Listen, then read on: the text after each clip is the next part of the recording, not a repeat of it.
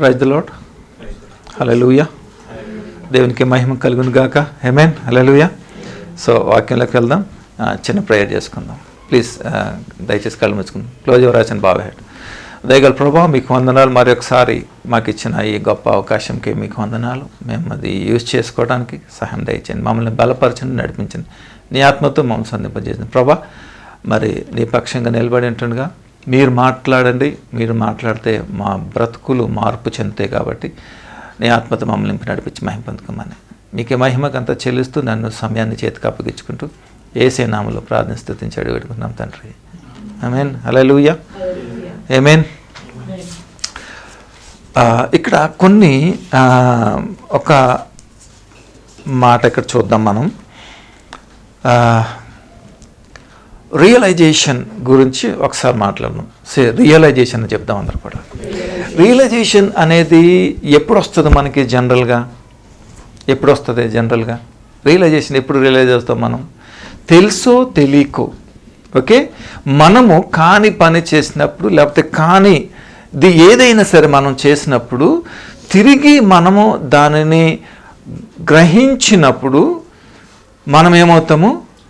Realisation, గ్రహింపుకు గురైనప్పుడు ఏమవుతుంది? ఈ గ్రహింపు మనలో ఏం చేస్తుంది తెలుసా?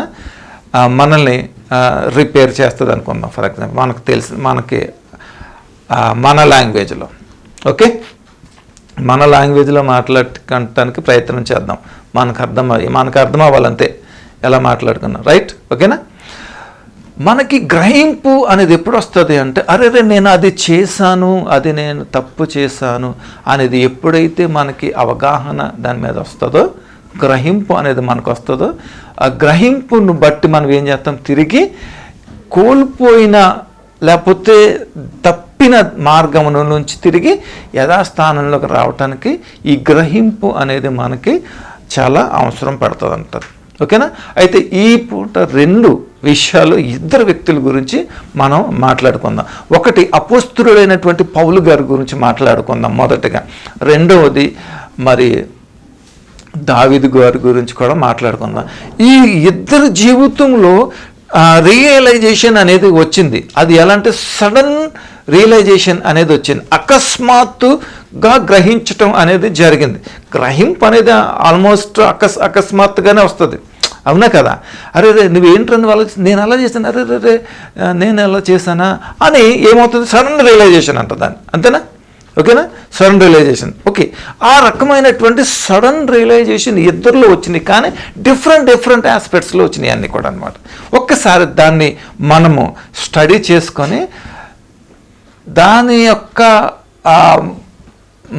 ప్రభావము లేకపోతే దాని యొక్క మోడలేషన్ని ఒకసారి మన లైఫ్కి అప్లై చేసుకుందాం. ఎందుకంటే మనము మారాలి, మన జీవితం సరిచేయబడాలి అని అంటే మనకి ముందుగా ఏదైతే చేయబడిందో, మనకి ముందుగా ఏదైతే జరిగిందో, మనకి ముందుగా ఎవరైతే ఉన్నారో వారిని బట్టి మనము ట్రాన్స్ఫర్మేషన్ అంటే లేకపోతే రియలైజేషన్ అనేది మన జీవితంలో వస్తుంది. ఇప్పుడు మన ముందు ఎవరున్నారు? ప్రధానంగా యేసయ్య ఉన్నాడు. యేసయ్య మన కోసం ఏమేమైతే చేశాడో అది మనకి మనకి, అంతేగాని అందుకే అలాగే మన పితరులు మనకి ఎలా ఉన్నారు? ఒక మార్గదర్శులుగా మనకు ఉన్నారు. కాబట్టి వారు ఎలా నడిచారో, వారు ఎలా జీవించారో, వారు ఎలాగైతే ఈ లోకంలో వారు మరి మనుగడ సాగించారో దానిని మనం ఏం చేస్తాము?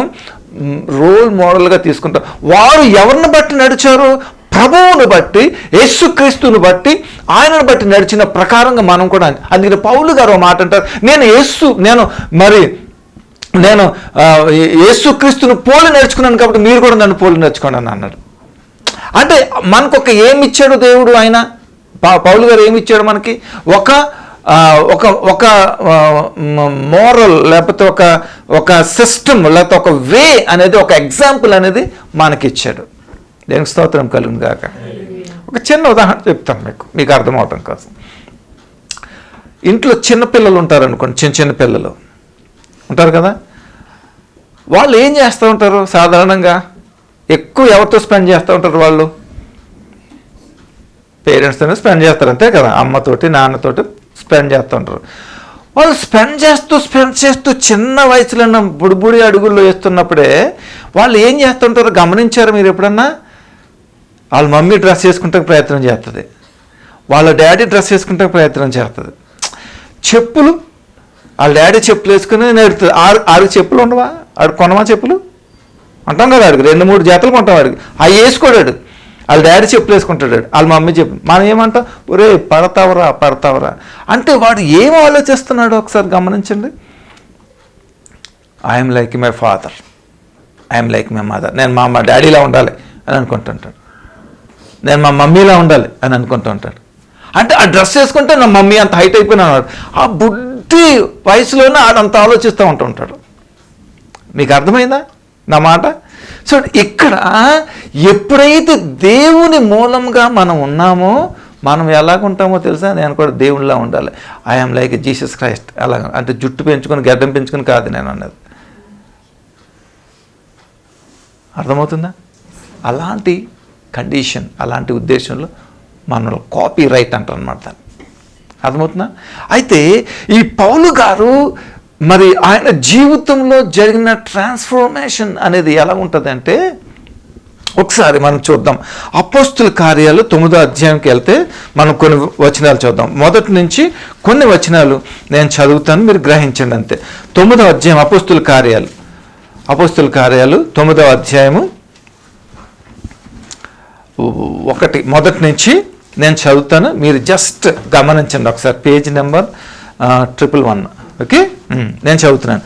సౌలు ఇంకను ప్రభువు యొక్క శిష్యులను బెదిరించుటయు హత్య చేయుటయును తనకు ప్రాణాధారమైనట్టు ప్రధాన యాజకుని యొద్దకు వెళ్ళి ఏం చేస్తున్నాడు? ఈ మార్గమందున్న పురుషులనైనను స్త్రీలనైనను కనుగొనిన ఎడల వారిని బంధించి యెరూషలేమునకు తీసుకుని వచ్చుటకు దమస్కులోని సమాజముల వారికి పత్రికలు ఇమ్మని అడిగాను.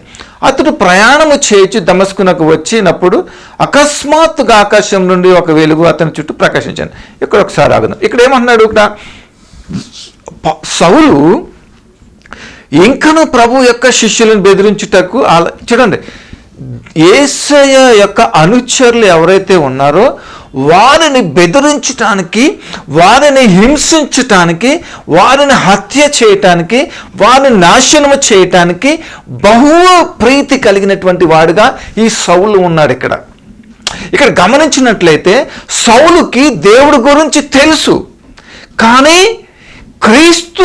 యేసు క్రీస్తు యొక్క ఆ విషయంలో అవగాహన అనేది ఆయనకి లేనప్పుడు ఆయన యొక్క సహచరులుగా ఉన్నవారు అందరూ క్రీస్తును అంగీకరించి యేసు నిజమైన రక్షకుడు అని ఎందరైతే నమ్మి విశ్వసించి ఆయనను అనుసరిస్తున్నారో అలాంటి వారికి ఈ సౌలు ఎలా ఉన్నాడు తెలుసా? శత్రువుగా మారాడు. మరింత ఆసక్తిగా మార్చి ఆయన అందరిని నిర్మూలం చేసే విషయంలో బహు ఆసక్తి కలిగినటువంటి వాడై మరి దమస్కులో ఉన్నటువంటి క్రైస్తవుల్ని లాగి తీసుకొచ్చి యెరూషలేములో ఉన్నటువంటి చెరసాలలో వేయడానికి చాలా ఆసక్తి కలిగిన వాడై ఎక్కడ తీసుకున్నాడు? ఎవరి దగ్గర తీసుకున్నాడు? ఆ తాకీదులు సమాజ మందిరపు అధికారి దగ్గర ఏం చేస్తున్నాడు? అది తీసుకున్నాడు. ఎంత ఇంట్రెస్టింగ్గా ఉన్నాడు సౌలు. మంచి యవ్వనస్తుడేమో, అసలు మంచి సరైన సమయంలో సరైన వయసులో ఒక మంచి వీరుడు, ఒక మంచి సైనికుడిగా ఉన్నాడేమో. రోమా ప్రభుత్వంలో తిరుగులేదన్నమాట, అసలు తిరిగిలేనటువంటి పరిస్థితి. ఒకసారి ఇండియన్ ఆర్మీలో పీపుల్స్ వారికి నక్సలైట్లు కదా వీళ్ళు టెర్రరిస్టులకి జరుగుతున్నప్పుడు ఈ అటు ఇటు ఫైరింగ్ జరుగుతున్నప్పుడు ఒక సోల్జరు ఒక కొండ ఎక్కాలన్నమాట. ఒక కొండ ఎక్కితే ఆ వ్యూ అంతా వాళ్ళ వ్యూ అంతా కనిపిస్తుంది అనమాట. ఈ తాడు వేసుకొని ఎక్కుతున్న క్రమంలో వెనకాల 4-5 బుల్లెట్లు టక టక టక టక టక టక దిగినాయి అంట వీటి మీద. అయినా కానీ లెక్క చేయదు, పట్టుకొని అలాగే మొత్తం ఎక్కేసరికి అప్పటికి 14 రౌండ్లు వీటి మీద బాడీ అంతా కూడా పడ్డాయంట. పడినప్పటికీ కూడా ఎక్కడ కూడా లెక్క చేయకుండా పైకి ఎక్కిన తర్వాత ఆ వ్యూలో నుంచి వాళ్ళ యొక్క టెర్రరిస్టుల యొక్క డన్స్ ఏదైతే ఉన్నాయో 4-5 మొత్తం లేపి పడేశాడంట మొత్తం అంతా కూడా. అతని ఆశయం ఏముందో తెలుసా? వాడిని ఏమైనా సరే నేను నాశనం చేయాలి, వాడి యొక్క ఏదైతే వాడి యొక్క స్థావరాలు ఉన్నాయో వాడిని మొత్తం లేపేయాలి అని చెప్పి ఆ టార్గెట్ పెట్టుకున్నాడు. బుల్లెట్లు దిగినా సరే కేర్ చేయలేకపోయాడు అనమాట. మొత్తం లేపేశాడంట. 4-5 క్యాంపులు లేపి పడేశాడు మొత్తం అంతా కూడా. లేపేసిన తర్వాత ఆయన్ని పట్టుకొని ఆ సోల్జర్ని వెంటనే ఇమీడియట్గా హాస్పిటల్ అసిస్టెంట్స్ ఉంటారు, వాళ్ళు ఇమీడియట్గా తీసుకొచ్చి హాస్పిటల్లో అడ్మిట్ చేసి ట్రీట్మెంట్. నువ్వు ఇన్ని బుల్లెట్లు దిగినాయి, అసలు నీకేమనిపించలేదంటే నాలో ఉన్న ఫైర్ అలాంటిది అని అన్నాడు. ఇప్పటికీ బతుకున్నాడంట. దేవునికి స్తోత్రం కలుగును గాక. హల్లెలూయా. దేవునికి స్తోత్రం కలుగును గాక. ఇది రియల్. అలాగే సౌలు అదే పరిస్థితుల్లో ఉన్నాడు. నాశనం చేయాలి, సర్వనాశనం చేసేయాలనే పరిస్థితుల్లో ఉన్నాడు. ఉంటూ ఒక రోజున ఇంకొక అడుగు ముందేసి దమస్కులో ఉన్నారు కదా, వేసుకుని వచ్చేద్దాం అక్కడ, మీరు నాకు ఆర్డర్స్ ఇస్తే కనుక నేను తీసుకెళ్ళి వేసుకొచ్చేస్తాను అనేసి అనమాట. తీసుకుని వెళ్తూ చూడండి ఇక్కడ దమస్కుకు వచ్చినప్పుడు ఏమంటున్నాడు? అకస్మాత్తుగా ఆకాశం నుండి ఒక వెలుగు అతను చుట్టూ ప్రకాశించిందంట. చూసారా ఎలా ఉందో? ప్రకాశించింది. అంతవరకు ఈ సౌలు ఎలాంటి వాడుగా ఉన్నాడు? సంఘము అనుచరులు చూస్తూనే భయపడిపోయేవారులా ఉన్నారు. ఎందుకంటే మాట్లాడుకోవాలంటే చాలా ఎక్కువ మాట్లాడుకోవాలి, కానీ మన సమయం లేదు కాబట్టి కొంచెం మనం, మీకు అంత స్టోరీ తెలుసు కదా సౌలు ఎలాగ చేశాడో, అంత చెప్పక్కర్లేదు కదా. ఓకే, అందుకని అవుట్లైన్స్ అలా చెప్పుకొని మనం ముందుకు వెళ్ళిపోదాం. రైట్. గర్భిణి నిండు చూలాలని గర్భిణి పొట్టలు చీల్చి పడేసేవాడు. చీల్చేది ఏం చేస్తుంది? మొత్తం ఇంటెస్టైన్ పార్ట్ బేబీస్ అన్నీ కూడా బయటకు వచ్చి పడిపోయి అంట. అంత భయానకరమైనటువంటి దారుణమైనటువంటి పరిస్థితి ఆ పరిస్థితుల్లో ఉన్నప్పుడు, మరి అలాంటి సమయంలో దమస్కుకి వెళ్ళినప్పుడు ఆ మధ్యదారిలో గొప్ప వెలుగు అక్కడ ప్రకాశించింది. అక్కడ ప్రకాశించినప్పుడు ఏమవుతుంది? అతడు నేల మీద పడి, 4వ వచనం, అప్పుడు అతడు నేల మీద పడి ఏమంటాడు? సౌలా సౌలా నీవేళ నన్ను హింసించుచున్నావని అతనితో ఒక స్వరము పలుకుట వినండి. దేవునికి స్తోత్రం కలుగుగా. చూసారా, ఇక్కడ ఎప్పుడైతే వెలుగు ప్రకాశించినప్పుడు అతనికి ఏం కనిపించలేదు, ఏమవుతుందో తెలియట్లేదు. కింద పడిపోయినప్పుడు ఒక స్వరము అనేది ఆయనకి వినిపిస్తుంది. ఏంటంట? సౌలా సౌలా నన్నేలా నువ్వు హింసించుచున్నావు సౌలా. మెల్లని స్వరం వినపడిందంట. దేవునికి స్తోత్రం. హల్లెలూయా. ఇదే ఎక్స్పీరియన్స్. అంటే ఇలాంటి ఎక్స్పీరియన్స్ కాదు, అది ఇంకొక ఎక్స్పీరియన్స్. ఒంటరిగా ఉన్నప్పుడు అబ్రహాము అప్పుడు ఎవరు? అన్యుడు, గొప్ప ఉన్నతమైనటువంటి స్థితిలో ఉన్నాడు. ఇదే స్వరము వినపడింది. అబ్రహాం అన్నాడు. ఎవరు ప్రభా? నేనంటే ఈ దేవుడని యెహోవాను అన్నాడంట. అవునా ప్రభా? ఒక్క voice can change every situation. Praise the Lord. Hallelujah. Hallelujah. ఒక్క స్వరము ఏం చేసింది? తన భవిష్యత్తును మార్చింది. నాయన దగ్గరికి వచ్చి, నాయన దేవుడు నాతో మాట్లాడాడు, నిన్ను నీ ఇంటిని అమ్మనే చెల్లెళ్ళని అందరిని వదిలేసి వచ్చామన్నాడు. రే, నువ్వెంత ఆస్తిపరుడురా, నువ్వెంత కలిగిన వాడురా, నీకెంతమంది పనులు ఉన్నారు, ఎంతమంది సేవకులు ఉన్నారా, నీకెంతమంది ఆస్తిపాత్రులు, నీకేంట్రా అంటే, నీకు తెలియదు నాన్న, దేవుడు మాట్లాడాడు నాతోటి. ఆయనే దేవుడు. ఎలా చెప్తున్నావురా? నీకు తెలియదులే, ఆయనే దేవుడు. ఎందుకు?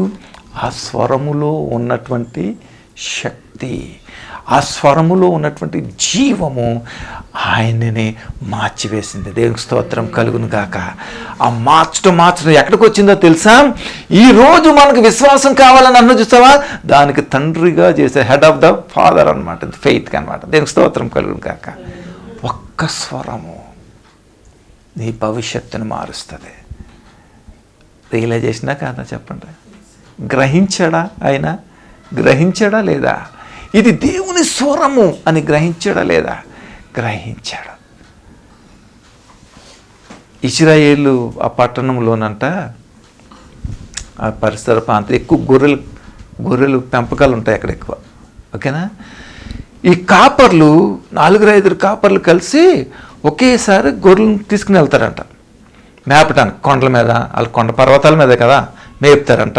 అన్నీ కలిసి మేపుతాయంట. ఇప్పుడు మనం రవి గారు నేను 4 అనుకో, మాకు ఒక్కొక్కడికి 150 గొర్రెలు 200 గొర్రెలు ఉన్నాయనుకోండి. ఇవన్నీ కలిసిపోయి 500-600 గొర్రెలతో మేపుతాయి. శుభ్రంగా ఉద్యోగం వచ్చినా బాగుంది, గొర్రెలు మేపుకుంది. అలాగా 500-600 గొర్రెలు మేతాయి. సాయంత్రం వచ్చేస్తాం కదా, వచ్చేసిన తర్వాత ఒకే లాట్లో ఉంటాయి ఆయన. అప్పుడు ఆయన వచ్చి ఒక భాష ఏదో అంటాడు అన్నమాట. ఎప్పుడైతే స్వరం ఉందడుకో ఆయనకి సంబంధించిన 200 గొర్రెలు 150 గొర్రెలు అన్నీ వచ్చేస్తాయంట ఇక్కడికి. ఒక్కడు కూడా అక్కడ ఆగదంట, ఒక్కడు కూడా మిగతా మందరూ దీంట్లో రావట. అందుకనే నా గొర్రెలు నువ్వు ఎప్పుడైనా విన్నావా ఆయన స్వరం? అలాగా సపరేట్ అయిపోయి ఎవరి గొర్రెల కాళ్ళకి తీసుకుని వెళ్ళిపోతారంట. చూసారా, గొర్రెతో పోల్చాడు దేవుడు మనల్ని. మనం ఎలా ఉంటాం? గొర్రెలతో పోల్చాడు దేవుడు మనం. గొర్రెకున్న స్వభావం ఉందా మనకి? కానీ గొర్రెకున్న బుద్ధి జ్ఞానం ఉందా మనకి? ఆ కనీసం బుద్ధి జ్ఞానం ఉంటే దేవుని ఎప్పుడూ మహిమకరంగా దేవుని ఎక్కడ పెట్టుకుని చేద్దాం మనం. కానీ మనకు ఉండదు అది. ఏం చేసావు? ఇదే. ఏమిచ్చావు? ఇదే. దానికి స్తోత్రం కలిగి అడగటంలో తప్పలేదు. కానీ నువ్వు ఉండవలసిన విధానంలో ఉంటే చాలు. ఒక్క మాటని చెప్పనా, 119వ దావీదు కీర్తన 6వ వచనం ఒకసారి చదవండి. అది అక్కడే ఉంచి 119వ దావీదు కీర్తన 6వ వచనం ఒకసారి చదవండి. Psalms 119:6. మళ్ళీ అక్కడికి వద్దాం.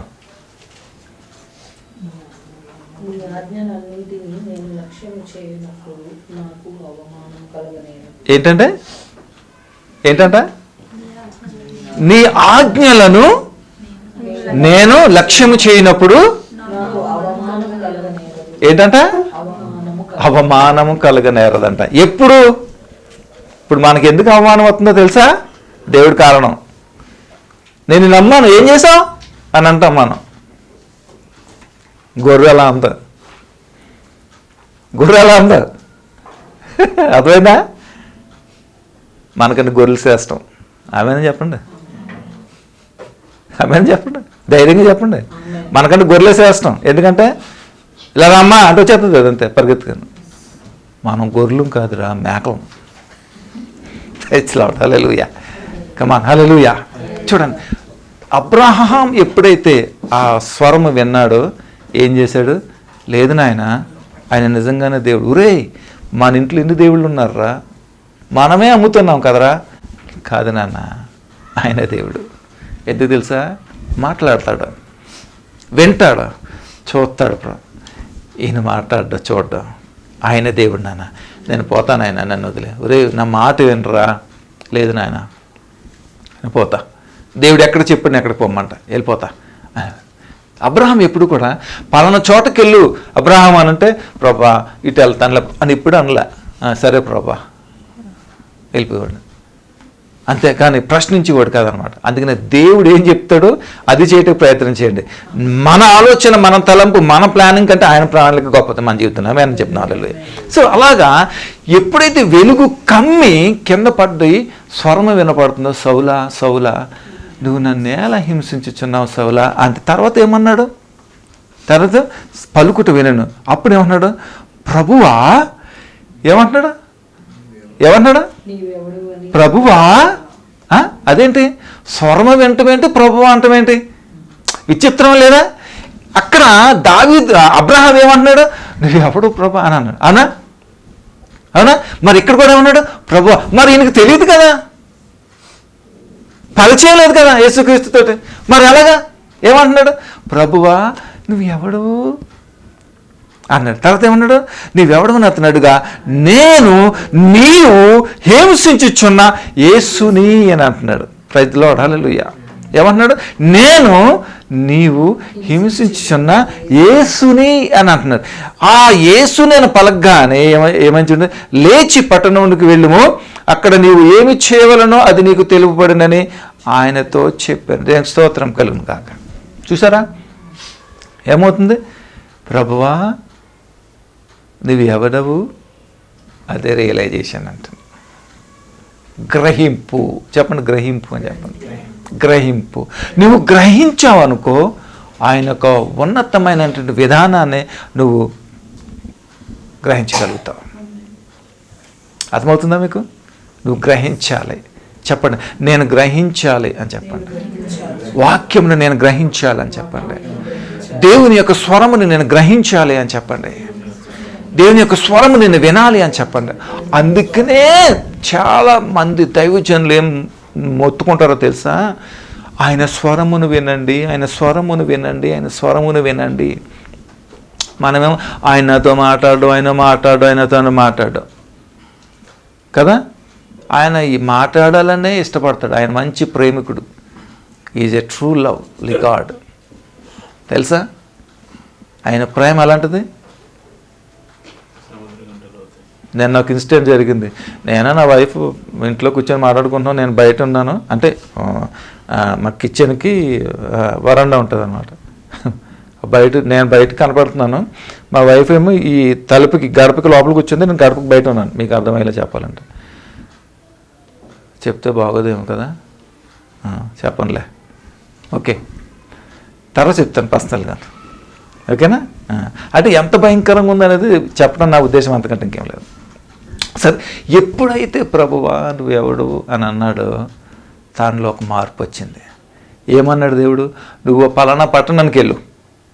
వెళ్ళాడా లేదా? వెళ్ళాడా లేదా? ఎందుకు వెళ్ళాడు చెప్పండి. మార్పు అని చెప్పండి. గ్రహింపు వలన వచ్చిన మార్పు అని చెప్పండి. గ్రహింపు వలన వచ్చిన మార్పు అని చెప్పండి. ఆమేన్, హల్లెలూయా. ఎప్పుడైతే వెళ్ళమన్నాడో అక్కడికి వెళ్ళాడు. ఆ పట్టణంలోకి వెళ్ళము. అక్కడ నువ్వు ఏమి చేయలేదు, నీకు ఏం చేస్తాడంట? నీకేం చేయాలని చెప్తాను అన్నాడు. ఓకే, అతనితో ప్రయాణం చేసిన శిష్యులు ఆ స్వరముని వినిరు కానీ ఎవరిని చూడక మౌనులై నిలబడ్డారు. సౌలు నేల మీద నుండి లేచి కన్నులు తెరచినను ఏమీ చూడలేకపోయిన గనుక వారు అతని చేయి పట్టుకుని దమస్కులోనికి నడిపించారు. అతడు 3 దినములు చూపు లేక అన్నపానములేమి పుచ్చుకొనక ఉండేను. దమస్కులో ఇంకొక ఆయన ఉన్నాడు. ఎవరు? అననీయ. ఓకేనా? అననీకి చెప్పాడు దేవుడు. ఫోన్ చేశాడు అననీకి. ట్రన్ అని చేశాడు. ఫోన్ ఎత్తాడు. హలో, ఎవరు ప్రభా? నేనే యేసుక్రీస్తు ప్రభా మాట్లాడు. ప్రభా చెప్పు ప్రభా. ఓకే, ఏంటి సంగతి? ఇలాగా మనోడు దొరికాడు అక్కడ. అయ్య బాబోయ్, ఏంటి ప్రభా, నీకు తెలియదు అతని గురించి? ఎంతమంది దమస్కుకి ఈ తోటతో వచ్చి వేసుకెళ్ళిపోట. ఇవన్నీ నీకు తెలిసినవి అయ్యి. అతను నా నిమిత్తము భలే ఉంటుంది అన్నమాట. సూపర్గా ఉంటుంది అసలు. నువ్వు నిజంగా దేవుణ్ణి గనక నేను నమ్మాను అని ఎవడన్నా ఖచ్చితమైన నమ్ముడైతే అదే మాట మాట్లాడతాడు. చదువుదాం ఒకసారి చూద్దాం. ఓకేనా? దమస్కులో అననీయ అనే ఒక శిష్యుడు ఉండేను. అతడు ప్రభు దర్శనం ముందు అననీయా అని పిలవగా అతడు, ప్రభువా ఇదిగో నేను ఉన్నానన్న. అందుకు ప్రభు, నీవు లేచి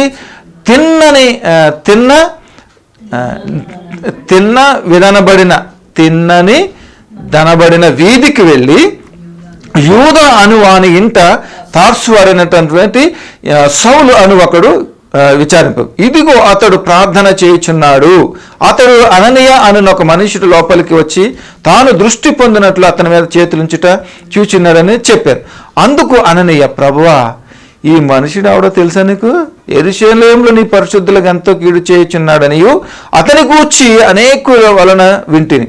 ఇక్కడను నీ నామమును బట్టి ప్రార్థన చేయి వారందరినీ బంధించుటకు అతడు ప్రధాన యాజకుల వలన అధికారము పొంది ఉన్నాడని ఉత్తరం ఇచ్చాడు. అందుకు ప్రభువు ఏమన్నా చూడండి, నువ్వు వెళ్ళు, అన్యజనుల ఎదుటను రాజుల ఎదుటను ఇశ్రాయేలీల ఎదుటను నా నామమును ఏంటంట చెప్పాలి, భరించుటకు. మనం ఎప్పుడైనా వాడమా మాట? నీ నామమును బట్టి నేను భరించే సాక్షార్థమైనటువంటి జీవితమును నీ కోసం నేను జీవిస్తాను మనం ఎప్పుడైనా అన్నామా? మనంతా సాఫ్ట్వేర్ కదా, ఇన్స్టెంట్. Not instant. ఏంటది? నెస్కాఫీ గోల్డ్, పిజ్జా, బర్గర్ ఇవన్నీ చేసేసి ఉంచితే అప్పటికప్పుడే పెట్టేస్తాడు. మనకు దానికి అలవాటు పడిపోయాం మనం. ఇక్కడ ఏమంటున్నాడా దేవుడు? భరించటానికి. ఎవరి ముందు? ఇశ్రాయేల్ ముందు, అన్యజనుల ముందు, రాజుల ముందు, అధికారుల ముందు, అందరి ముందు ఏం చేస్తాడంట? ఆయన నిమిత్తం ఏం చేస్తాడంట? భరించుటకు. ఓకే, చూడు ఎక్కడేమంటున్నాడు?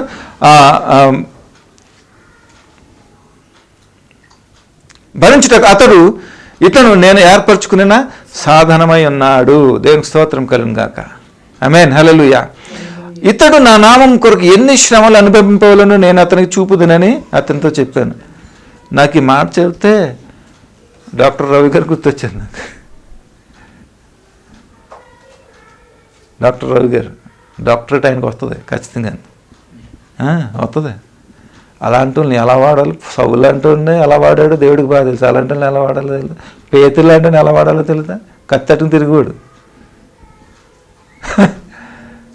సబ్ జాంతా హై భగవాన్. అర్థమైందా? ఎలా వాడాలో అలా వాడతాడు. నేను ఎలాంటి వాడినో తెలుసా? మహాం అంతే, డాష్. ఎలా వాడాలో తెలుసు. నా భార్య జై అంటుంది దేవునికి. ఏమంట? ఎలా వాడాలో తెలుసు. బట్ నేను వచ్చినప్పుడు ఏం చేశాను చెప్పిన? దేవునికి ఒకటే ఒక మాట అడిగా. నేనేమి అడగల. ప్రభా నిన్ను ఏమీ నేను అడగను. నేనేమి అడగను. ఒకే ఒకటి అడుగుతున్నాను. నువ్వు సంతకం పెట్టు, నాకు అది ఇస్తావా, నాకు ఇది ఇస్తావని ఏమీ అడగను. నాకున్న ఉద్యోగం, నాకున్నదంతా కూలిపోతాను. నేను ఒకే ఒకటి అడుగుతాను. నువ్వు నన్ను మరింత బలవంతం పెడుతున్నావు కాబట్టి, నేను పనికిమాలను కాబట్టి, నీ పని చేయను అని అన్నాను కాబట్టి, ఊరే నీ సంగతి నాకు తెలుసు, నువ్వు రారా అని అన్నావు కాబట్టి వస్తున్నాను. నన్ను వాడుకుంటావా? ఆ రకంగా అయితే వస్తాను, లేకపోతే వేస్ట్. ఇలాగొచ్చి అందరిలాగా ఏదో అలా షో ఎప్పించి వెళ్ళిపోయి చెట్టు నాకు అస్సలు వద్దా జీవితం.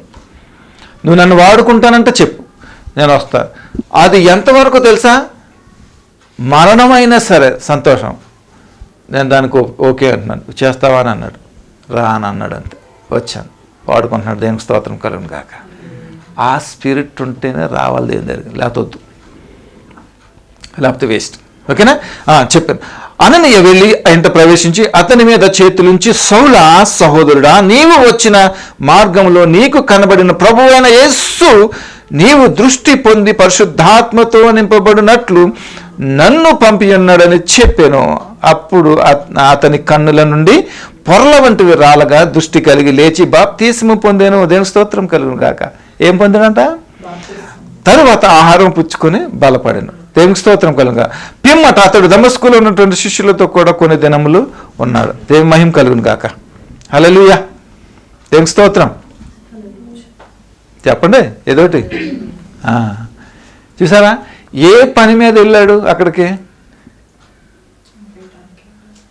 గుర్రం వేసుకుని టక్ టక్ టక్ టక్ టక్ టక్ మని వేసేయటానికి వెళ్ళాడు. వాటి ఏం వేసాడు? ఎవరు వేశారు ఆయన్ని? దేవుడే వేసాడు. రైతులు హల్లెలూయా. మన పాడం కదా, ప్రేమ. ఆయన ప్రేమ లాంటిది. ఆయన అంత భయంకరమైన ఆయన పిల్లలను చీల్చి చెండాలు వేసాడు కదా. ఒక్క మాట అయినా తిట్టాడా? సౌలుని తిట్టాడా? చెప్పండి, తిట్టాడా సౌలుని? ఏమన్నాడు? సౌలా సౌలా, దాంట్లో నా ప్రేమ. అందుకనే ప్రభువా ఎవరు? ఆయన పలుకులోనే మా ప్రేమ, ఆయన పలుకులోనే క్షమాపణ, ఆయన పలుకులోనే ఆదరణ, ఓదార్పు, క్షమాపణ, రక్షణ అన్నీ ఉన్నాయి. అందుకనే ప్రభువా నువ్వెవరు? నేనే. నువ్వు బాధపడుతున్నావు కదా, నన్ను యేసుని. అయ్యో ప్రభువా. ట్రాన్స్ఫర్మేషన్, రియలైజేషన్, గ్రహింపు. వెంటనే బాప్తిజం తీసుకున్నాడు. ప్రభు కొరకు సిద్ధపడ్డాడు. ఏ దమస్కులో నాశనం చేయటానికి వెళ్ళాడు, ఆ దమస్కులు శిష్యులతో కలిసి ఏం చేశాడు? కొంత దినాలుండి తన అనుభవాన్ని పంచుకున్నాడు. మార్పు అనేది జరిగింది. దేవుని కోసం నిలబడ్డాడు. అది ట్రాన్స్ఫర్మేషన్. దేవుని స్తోత్రం కలుగును గాక. ఈ పాటను బట్టి మన జీవితంలో ఏం నేర్చుకుంటాం? మన జీవితంలో ఒక మార్పు, ఒక గ్రహింపు మన జీవితంలో అవసరం ఉందా లేదా చెప్పండి. నాకు అవసరం ఉందని చెప్పండి. నేను చెప్తున్నాను, డైలాగ్ చెప్పండి, రిపీట్ చేయకండి, ట్రూలీ చెప్పండి. సౌలులో ఉన్నటువంటి గ్రహింపు, రియలైజేషన్ నాకు కావాలని చెప్పండి. కావాల్సిన వాళ్ళు అవసరమైతే వద్దు. ఆమేన్, హల్లెలూయా. ఇంకొకటి చూద్దాం ఒకసారి. దావీదు విషయంలో ఉన్నటువంటి గ్రహింపు కొంచెం ఒకసారి చూద్దాం. ఇప్పుడు దీంట్లో ఉన్నది మీకు అర్థమైందా? ఇంకా డీప్గా వెళ్తే ఇంకో గంట పడుతుంది. అందుకని మీకు అవుట్లైన్స్ అలా చెప్పుకుంటుంది. మీకు అర్థమైంది కదా? సౌలు పౌలుగా మార్చడానికి ట్రాన్స్ఫర్మేషన్, ఆ గ్రహింపుని బట్టి అలా. ఇక్కడ ఏమీ లేదు, జస్ట్ మీరు గమనించింది ఏంటి? ఒక్క స్వరము మాత్రమే, సౌలా సౌలా. అందుకనే ఒక చెంప మీద కొడితే రెండో చెంప చూపించడానికి. ఎందుకు తెలుసా? ఆడు మారడానికి నీ చెంపే ఆడికి కావాలన్నమాట. ఆమేన్, హల్లెలూయా. కమాన్, ఇంకోసారి క్లుప్తంగా నేను చెప్పి ముగిస్తాను, ఓకేనా? దావీదు గురించి ఒకసారి చూద్దాం. 2 సమూయేలుకి వెళ్దాం ఒకసారి అండి.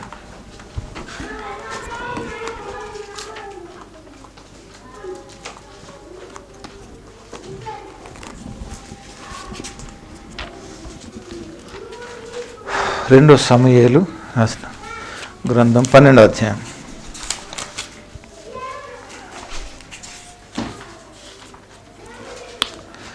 మొదటి నుంచి కొన్ని వచనాలు నేను చదువుతాను, ఓకేనా? 12వ అధ్యాయం, 2వ సమూయేలు, పేజ్ నెంబర్ 260, రైట్? ఓకే.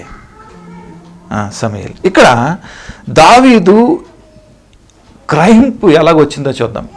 ఇక్కడ ముందు మనము చెప్పుకున్న పాఠంలో అంశంలో తెలియక, అంటే క్రీస్తు దేవుడంటే తెలుసు కానీ యేసుక్రీస్తుకి ఈయనకి ఒక అవగాహన లేదు, ఒక గ్రహింపు లేదు. కాబట్టి అంతే కూడా చేసేసాడు, ఆయనకి నచ్చినట్టుగా చేశాడు, ఓకేనా? ఎందుకంటే పరిచయం లేదు యేసుక్రీస్తుతోటి సౌలుకి. ఇది ఇక్కడ గ్రహించాలి మనం. పరిచయం లేదు కాబట్టి, అవగాహన లేదు కాబట్టి చేశాడు, అంటే తెలియక చేశాడు అని అనుకుందాం, అంతే కదా? ఇప్పుడు తెలుసుకున్న తర్వాత చేస్తున్నాడా? పడగొట్టిన తిరిగి కట్టడానికి ప్రయత్నం చేస్తున్నాడు. ఇది అర్థమైంది కదా?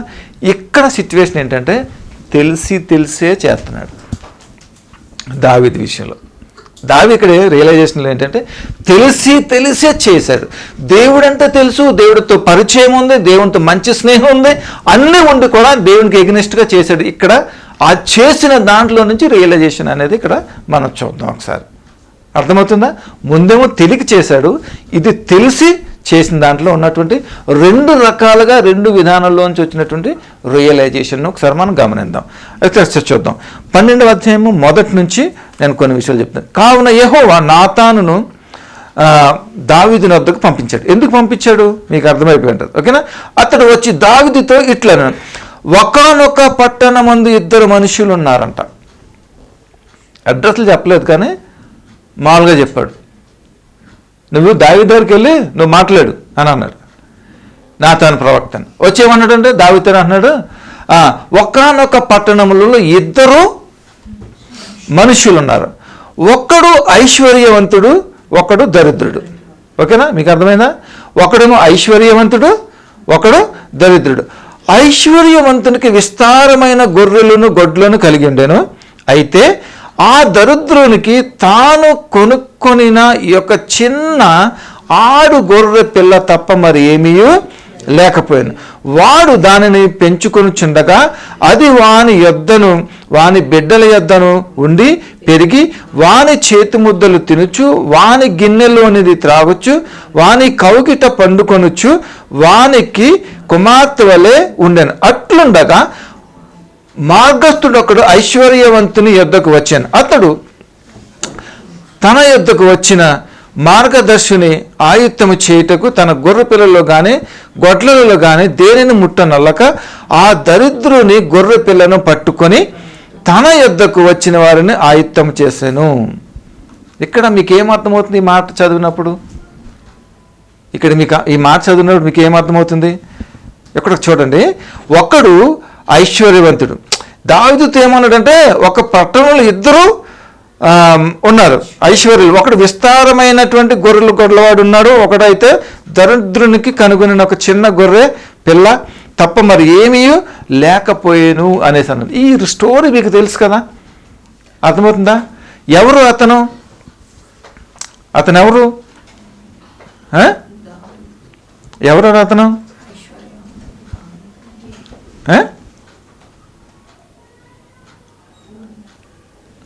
ఎవరు? ఇద్దరు వ్యక్తులు అంటే ఎవరు? ఒకడు ఊరియా, ఒకడు దరిద్రుడు. అంటే ఎవరు?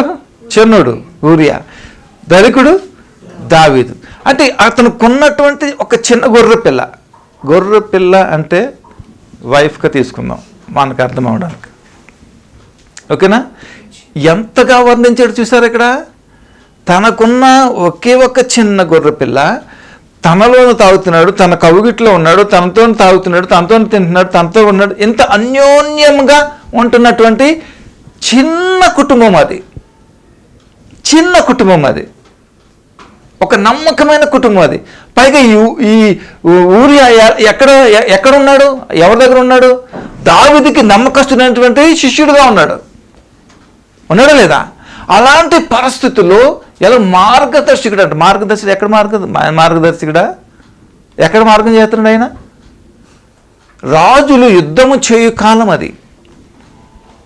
అందుకనే చేయవలసిన పని చేస్తే బాగుంటుంది. చేయవలసిన పని చేయకపోతే ఇంకో పని చేస్తాం, మనం చేయకూడని పని చేస్తాం. అర్థమైందా? అందుకని మనం ఏ పని చేయాలో ఆ పనే మనం చేయాలి. ఇక్కడ గమనించినట్లయితే చాలా అద్భుతమైనటువంటి భావం కలుగుతుంది. ఒక చిన్న కుటుంబము, ఒక యవ్వనస్తురాలు, మరి అప్పుడే వివాహమైనటువంటి పరిస్థితుల్లో వారు ఉన్నటువంటి విధానంలో ఉన్నప్పుడు ఏం చేశాడు? ఆశించాడు, కొల్లగొట్టాడు. ఈమెకి అప్పటికే దేవుడు ఏమంటాడు తెలుసా? ముందు చదువుదాం. ఇంకా నీకు ఉన్నాయి కదా, ఇంకా ఎందుకు దాన్ని తీసుకుంటాం? అర్థమవుతుందా మీకు? అసలు చెప్పాలి అని అంటే దావీదుకి బెత్షెబాకి ఎలా ఉంటుందంటే, సరే అప్పుడు కల్చర్లో అప్పుడున్న పరిస్థితుల్లో ఏజ్ డస్ నాట్ మ్యాటర్, ఎందుకంటే వాళ్ళకి సంతానం ఉత్పత్తి కావాలి కాబట్టి వాళ్ళు నడిచేది కాబట్టి. కానీ దానికి దావీదు ప్రకారంగా చూసుకొని చాలా చిన్నది బెత్షెబా. ఓకేనా? సో అలాంటి పరిస్థితుల్లో ఉన్నప్పుడు నాతానుని పంపించి ఏం చేస్తాడంటే ఒక వార్నింగ్ ఇస్తాడు. ఇక్కడ ఏమన్నాడు అంటే ఆ గొర్రె పిల్లను పట్టుకొని తన ఎదుగు వచ్చిన ఆయత్తం చేశాను. అప్పుడు 5వ వచనం చూడండి. దావీదు ఈ మాట విని ఆ మనుష్యుని మీద బహుగా కోపించుకొని యెహోవా జీవముతోడు నిశ్చయముగా ఈ కార్యం చేసినవాడు ఏమవుతాడంట? మరణపాత. ఇప్పుడు మరణం ఎవడవ్వాలి? దావీదు అవ్వాలి. అప్పుడు ఏమన్నాడు చూడండి. వాడు కనికరము లేక ఈ కార్యం చేసిన కనుక ఆ గొర్రె పిల్లకు ప్రత్యేక 4 గొర్రె పిల్లలు ఇవ్వాలని నాతానుతో అనేను. అప్పుడు నాతాను ఏమంటున్నాడు? దావీదును చూచి ఏమంట? ఆ మనుష్యుడవు నీవే అని అన్నాడు. షాక్ అయిపోయాడు అక్కడ.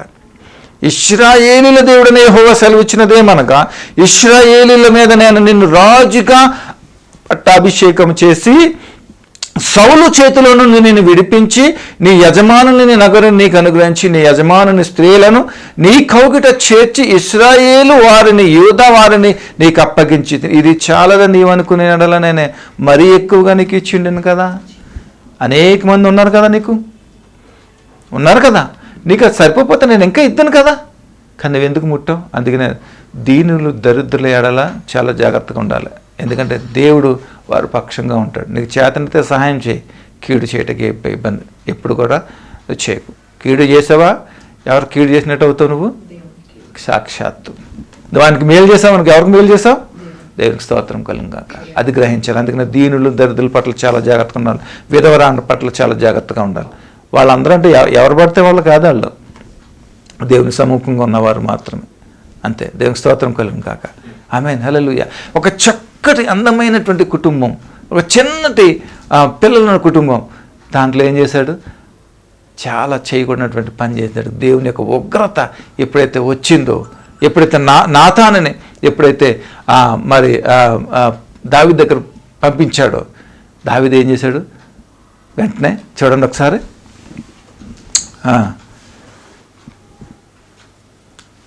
నీకు ఇశ్రాయేలు యోధా వారిని అప్పగించి తిని ఇది చాలదని నీవు అనుకుని ఎడలా నేను మరి ఇంకొక నీవు యెహోవా మాటను తృణీకరించి, చూసారా, ఎవరంట? యెహోవా మాటను తృణీకరించి ఆయన దృష్టికి చెడుతనము చేసితివేమి? హిత్తీయుడగు ఊరియాను కత్తి చేత చంపి అతని భార్యను నీకు భార్యగా ఎగునట్లుగా నీవు పట్టుకుని ఉన్నావు. చూసారా? ఎవరిని? గొర్రెపిల్ల. ముందేమన్నాడు? గొర్రెపిల్ల అన్నారు కదా. గొర్రెపిల్ల అంటే ఎవరు ఇక్కడ? గొర్రెపిల్ల అంటే ఎవరు? ఊరి యొక్క భార్య, అవునా కదా? అదే చెప్తున్నాడు ఇక్కడ. ఓకేనా? భార్య అగినట్లుగా నీవు పట్టుకుని ఉన్నావు. అమ్మోనీయుల చేత నీవు అతను చంపించితివి కదా. నీవు నన్ను లక్ష్యము చేయక హిత్తీయుడగు ఊరియ భార్య నీకు భార్య అయినట్లు తీసుకుని నీ ఇంటి వారికి సదాకాలం ఏమవుతుందంట? యుద్ధము జరుగుతుంది. అలాంటి భయంకరమైనటువంటి పరిస్థితికి వచ్చేసాడు దావీదు. తర్వాత ఏం చేశాడు? 14-15 వచనంలో బట్టి ఏమవుతుందంటే, అయితే 14 ఒకసారి చదువుదాం, 13 నుంచి ఒకసారి. నేను పాపం చేసి తినని దావీదు నాతానుతో అనగా. చూసారా ఏమన్నాడు దావీదు? నేను పాపము చేసి తినని నాతానుతో అనగా, నాతాను నీవు చావకుండానట్లు యెహోవా నీ పాపమును పరిహరించాను. అయితే ఈ కార్యము వలన యెహోవాను దూషించుటకు ఆయన శత్రువులు నీవు గొప్ప హేతువు కలుగజేసేది కనుక నీవు పుట్టిన బిడ్డ నిశ్చయంగా చచ్చినని దావీదు తను చెప్పి ఇంటికి వెళ్ళిపోయాడు. ఆమేన్, హల్లెలూయా. చూసారా ఎలాంటి పరిస్థితి? ఇక్కడ ఏం చేస్తున్నాడు దావీదు? రియలైజేషన్ అనేది అయ్యాడు. బిడ్డను బట్టి ఏం చేశాడు? ఎప్పుడైతే బిడ్డను కన్నాడో దేవుని యొక్క ఉగ్రత ఏం చేసింది తెలుసా? కొట్టేసరికి జబ్బు పడింది బిడ్డ. ఇవన్నీ చదవటానికి మళ్ళీ టైం లేదు కాబట్టి అవుట్లైన్ చేసి నేను ముగిస్తాను. జబ్బు పడినప్పుడు ఏం చేసి 3 దినాలు చచ్చింది. అంతవరకు భోజన పదార్థం లేకుండా దేవుని సన్నిధిన ఉన్నాడు దావీదు. క్షమాపణ కోరాడు. అందుకని అంటాడు, నా పరుపు కొట్టుకుపోనట్లుగా ఏం చేశాడంట? ఏడ్చాడంట. అంత పశ్చాత్తాపడ్డాడంట. తిరిగి దేవుడు మళ్ళీ క్షమించాడు. చూసారు రియలైజేషన్ అనేది? చూసారు ఎలాగుందో? మొదట మనం ఏం చేసుకున్నాం? తెలియక చేసింది తప్పు, తెలియక చేసిన పాపం, దాన్ని బట్టి రియలైజేషన్. అది అర్థమైంది కదా. రెండోది ఏంటి? తెలిసి కూడా నీవు నన్ను ఎరిగిండు కూడా తృణీకరించాను అన్నాడు దేవుడు ఇక్కడ. అవునా? నన్ను ఎరిగిండు కూడా నన్ను తృణీకరించావు, నన్ను అవాయిడ్ చేసావు, నన్ను లెక్క చేయకుండా చేసావు, నేనంటే ఏంటో కూడా తెలిసి కూడా నువ్వు చేసావు.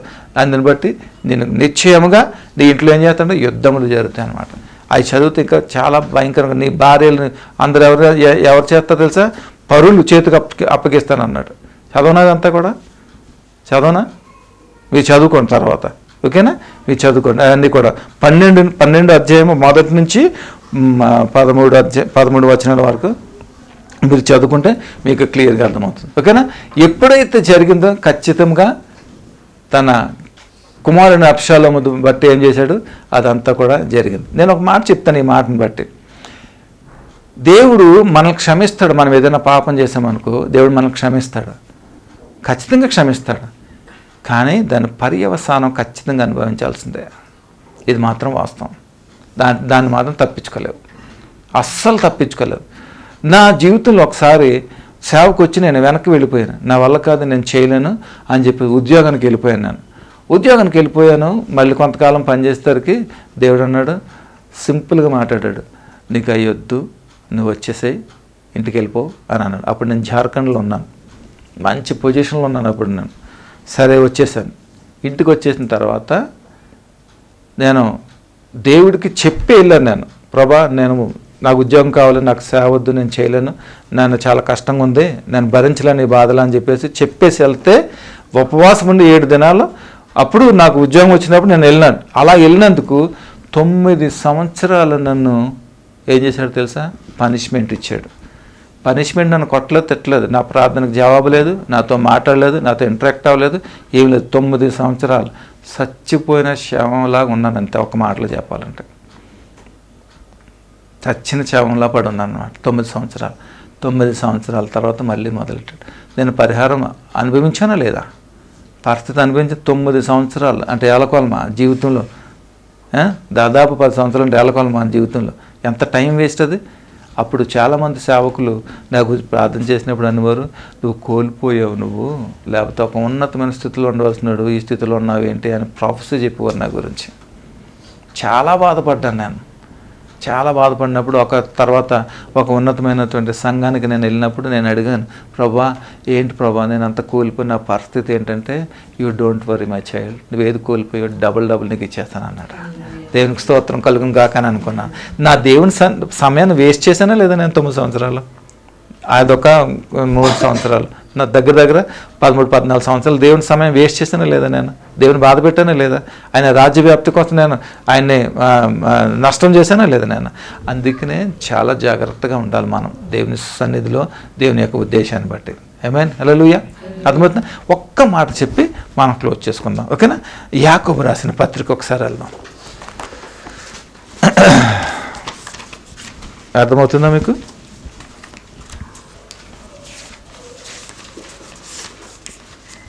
యాకోబు రాసిన పత్రిక 211 పేజ్ నెంబర్ 4వ అధ్యాయం 212 4వ అధ్యాయము 8వ వచనం ఒక్కసారి చదవండి. చూసారా? దేవుని యొద్దకు రండి, అప్పుడు ఆయన మీ యొద్దకు వచ్చును. పాపులారా, మీ చేతులను శుభ్రము చేసుకొనుడి.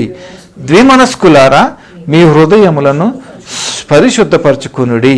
వ్యాకులపడుడి, దుఃఖపడుడి, ఏడువుడి, మీ నవ్వు దుఃఖమునక్కును, మీ ఆనందము చింతను మార్చుకొనుడి. ప్రభు దృష్టికి మిమ్మల్ని మీరు తగ్గించుకొనుడి, అప్పుడు ఆయన మిమ్మల్ని హెచ్చించును. ఆమేన్, హల్లెలూయా. ఏమన్నాడు కదా? దేవుని యొద్దకు రండి, అప్పుడు ఆయన మీ యొద్దకు వచ్చి. పాపులారా ఎవరిని అంటున్నాడు? పాపులని.